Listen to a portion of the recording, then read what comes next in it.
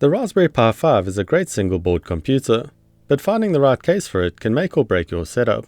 So today I've got a brand new mini PC style case from Elecrow that provides NVMe storage, multi-fan active cooling, an OLED stats display, and ports access through the rear of the case, all for just $40, which is a lot less than most other cases with these features. So on paper, that's a pretty good deal, but let's find out if it actually delivers. To start out, let's get it unboxed and see what's included. In the box we got the metal enclosure halves along with a port cover plate. Then we've got two acrylic panels, the adapter boards and OLED display, the cooler and fans, and then the cables and screws all in well labelled individual packs. So a great set of inclusions for the price. My only comment would be that for a case that's marketed as being for both the Pi 5 and Jetson Orin Nano, it would have been nice to just include the components required for both, rather than one or the other. It looks like only a few extra components would be needed to accommodate both. To assemble the case, they provide an illustrated instruction sheet and a screwdriver, so let's work through putting it together. We start out by installing some standoffs onto one enclosure half. Then the cooling pads and heatsink go onto the Pi. These are provided for the CPU, power circuitry and Wi-Fi chip. Next we plug in the three adapter boards. One for power, the HDMI ports and NVMe drive, one for the GPIO pins, display and fans, and a final one for the microSD card. The Pi assembly is then mounted onto one enclosure half with 10 screws.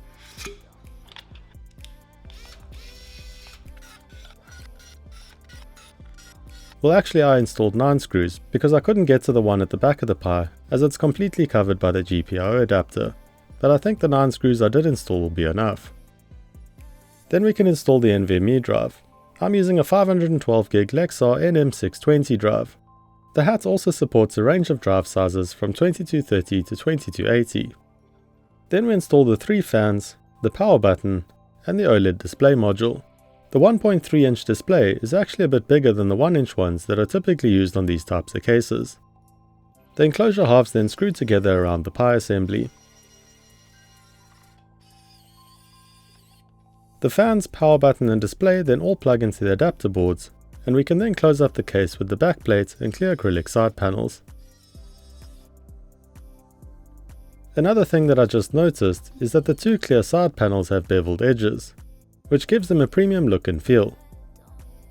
To finish off the case, we just need to install 4 aluminium feet on the bottom, and these each get capped with a rubber insert. And that's the case assembly complete.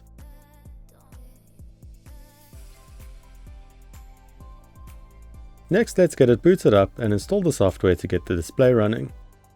This is a bit more involved than just running a script from a GitHub repository, but it's not particularly difficult to do. Hopefully they'll improve on this process over time. Once the display script is installed and the Pi is rebooted, the display cycles through 4 pages.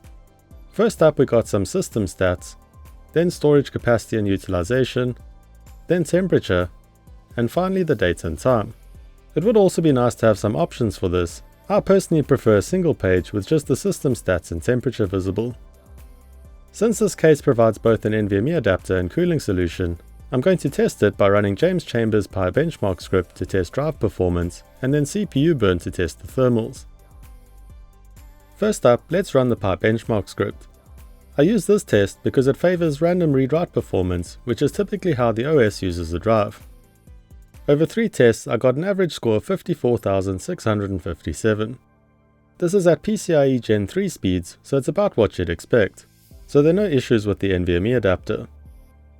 Next, let's run CPU burn to test the case's thermals. This applies a full load to all 4 CPU cores, and we'll leave this test running for about 20 minutes. This will show us how the CPU heatsink and fans deal with the generated heat.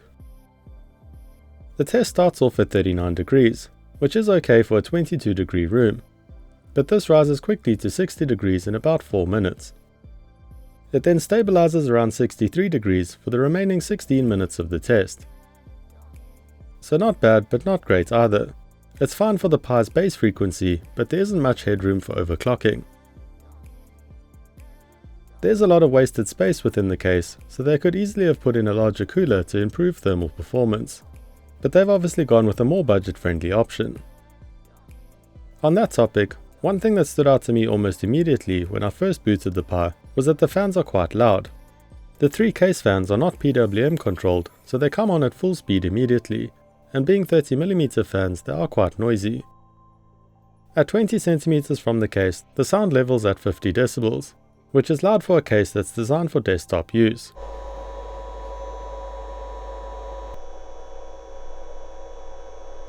The shutdown button works well. Pressing and holding it initiates a shutdown, and then removes power to the fans in the Pi, ready to be booted up again later.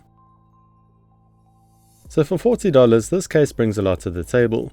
You're getting NVMe storage support, redirected ports for a clean setup, a built-in display for system stats at a glance, and a cooling solution that keeps the Pi usable under full load.